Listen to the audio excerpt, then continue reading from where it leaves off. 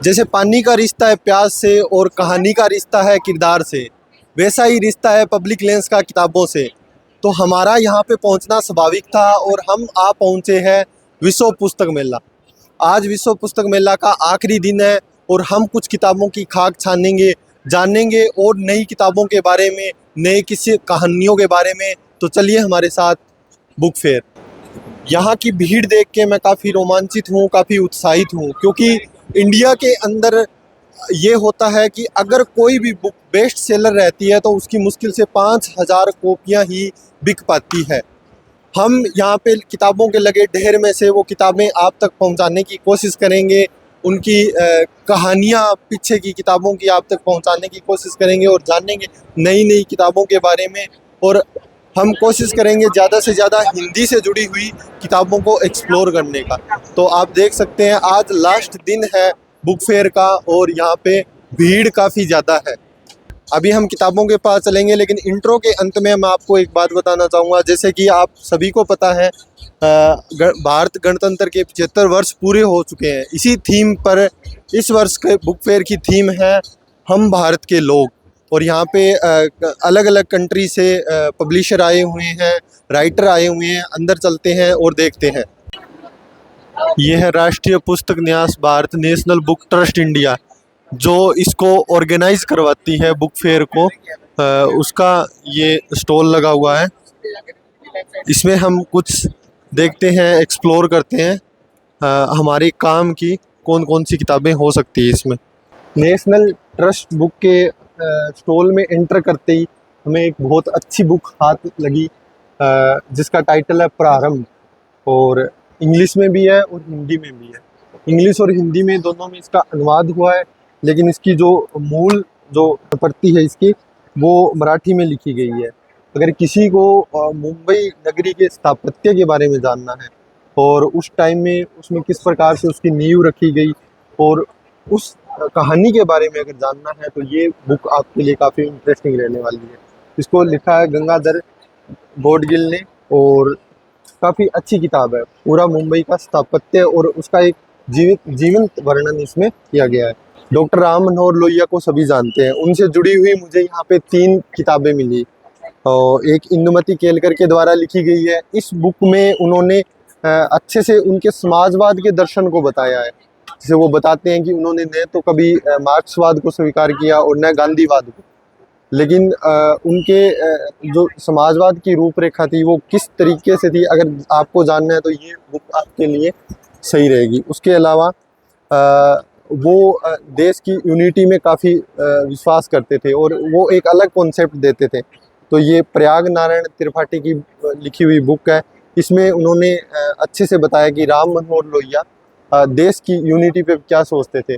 और इसमें कुछ डेटा है, उनके पत्र है, तो कोई ज़्यादा अगर इन पे रिसर्च वगैरह कर रहा है, पढ़ रहा है, तो उनके लिए ये बुक सही रहेगी। लेकिन यहाँ पे मुझे ये 2 बुक काफ़ी सही लगी। अगर राम मनोहर लोहिया की राष्ट्रवादी विचारों को जानना है और उनके मार्क्सवादी विचारों को अगर आपको जानना है, तो उसके अलावा एक बुक मुझे देखनी थी, रविंद्रनाथ टैगोर की है साधना, अगर यहाँ पे दिख रही है तो।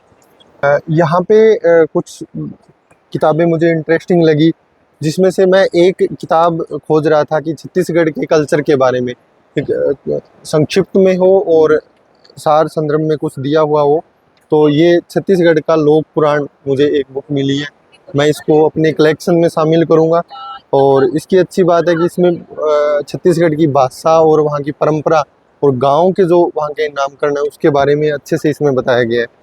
और राहुल कुमार सिंह ने इस किताब को लिखा है। और अब ये तो मैं इसको पढ़ने के बाद ही बताऊंगा कि ये जिस तरीके की मैं बुक सोच रहा हूँ उन मानदंडों पे ये खरा उतर रही है या नहीं। उसके अलावा लाल बिहारी डे की किताब है और अनुवाद किया है सुषमा गुप्ता ने, बंगाल की लोक कथाएं। और इसको काफ़ी अच्छी बुक है ये भी। कबीर अपने आप में एक स्कूल है और उनकी सखी और शबद, ये बुक काफ़ी रेकमेंड की जाती है। और नेक्स्ट कलेक्शन में जब भी मुझे ख़रीदनी होगी मैं ये बुक ख़रीदूँगा, क्योंकि अभी मैंने काफ़ी सारी बुक लिस्ट में डाल रखी है जिन्हें मुझे आज ख़रीदना है। पूरा झारखंड के कल्चर के बारे में इस बुक में लिया हुआ है। तो अभी हम मौजूद है राजकमल प्रकाशन में, और यहाँ पे मैं अगर सबसे पहली बुक उठाऊंगा तो मैं जब तक आई बहार गगनगिल, और इस बुक को इस वर्ष का साहित्य अकादमी पुरस्कार भी मिला। उसके अलावा कुमार विश्वास की लगभग जो कविताएं लिखी गई है, मेरी याद, मेरे कलेक्शन में है ये बुक। और अभी हाल ही में मैंने अपना उर्दू शब्दकोश बढ़ाने के लिए और कुछ इंटरेस्टिंग मुझे लगा, मैंने अपनी कलेक्शन में शामिल की थी थोड़े दिन पहले, चलो टुक मीर को सुनना। बहुत अच्छी बुक है ये। जैसे पास में लाइएगा, जैसे कि इस पे मैं कुछ बताना था। मीर की शायरी का कमाल ये है कि उन्होंने ऐसे ज़माने में जबकि हिंदुस्तानी शायरी पर फारसी रंग चढ़ा हुआ था और रेख्ते में शेर कहना कमतर समझा जाता था, आम लोगों की ज़बान में शेर कहने के ढंग को बुलंदी पर पहुंचा दिया। तो ये बुक है मैं जब तक बाहर आई गगनगिल, और इनके हस्बैंड का नाम है निर्मल वर्मा, जो साहित्य में अपनी एक छाप छोड़ते हैं। उसके अलावा मैं कुछ किताबों पे और बात करूँ तो उनमें से है एक किताब यहाँ पे और देखने को मिली, किंग मेकर्स। अगर किसी को मिडेवल हिस्ट्री में इंटरेस्ट है तो ये सैयद अब्दुल्ला खान और सैयद हुसैन अली खान, जो सैयद बंधुओं के नाम से जाने जाते थे, उन्होंने कैसे किंग मेकर की भूमिका निभाई, और वहाँ की एकदम डीप जो पॉलिटिक्स है उसका आपको पता चलेगा। और उसके अलावा एक बुक मैं और बताना चाहूँगा, इसमें एक बहुत अच्छी छोटी स्टोरी है, वो मुझे काफ़ी पसंद है। चिड़िया को लेके महिलाओं पे बात की गई है, और कभी मैं अपने चैनल पे उस स्टोरी को अपलोड करूँगा। ये रेत समाधि, जिसको बुकर पुरस्कार मिला था, टॉम ऑफ सेंड को बुकर पुरस्कार मिला था, गीतांजलि श्री का लिखा हुआ नॉवल है। और इसके अलावा यहाँ पे कुछ किताबों पे और बात करें हम तो अभी अभी दिल्ली चुनाव कंप्लीट हुआ है, और रितिका खेरा के द्वारा ये बुक लिखी गई है, रेवड़ी या हक। आप इस बुक को पढ़ोगे तो आपको पता चलेगा, जो फ्रीबीज जिनके बारे में बात की जाती है वो सच में वेलफेयर स्टेट का हिस्सा है या वो सच में रेवड़ियाँ हैं। तो अगर आप इस टॉपिक पे भी कुछ पढ़ना चाहते हो तो रितिका खेर की राजकमल प्रकाशन की ये बुक आप पढ़ सकते हो। प्रयागराज पे भी ये बुक है, और ये लिखी है कुमार निर्मलेंदु ने, अर्ध कुंभ कुंभ महाकुंभ। ये बुक मैं अपने कलेक्शन में शामिल कर रहा हूँ। और उसके अलावा एक बुक मुझे यहाँ पे रोचक दिखी, वो प्रेमचंद जी की, इसमें सभी कहानियाँ शामिल की गई है। इंडेक्स शायद इसमें नहीं है, नहीं है, तो आप देख सकते हो कितनी सारी कहानियों को इसमें शामिल किया गया है। और कोई सोसाइटी के बारे में अगर पढ़ना चाहता है तो प्रेमचंद जी से अच्छा किसी ने सोसाइटी के बारे में नहीं बताया होगा। जान दी जाए या चाय हो जाए, दामोदर मांझो लिखा ये और अनुवाद किया है रमीता गुरु ने।